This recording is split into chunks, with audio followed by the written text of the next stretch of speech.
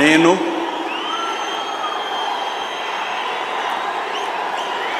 నారా చంద్రబాబు నాయుడు అనే నేను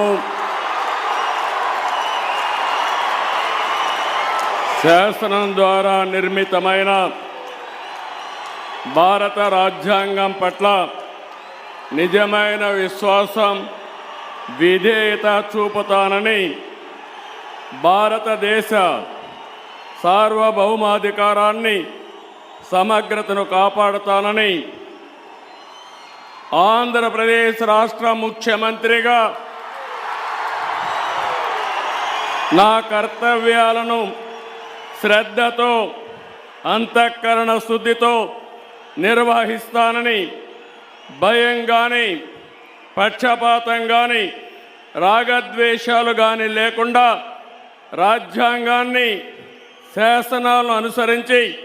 ప్రజలందరికీ న్యాయం చేకూరుస్తానని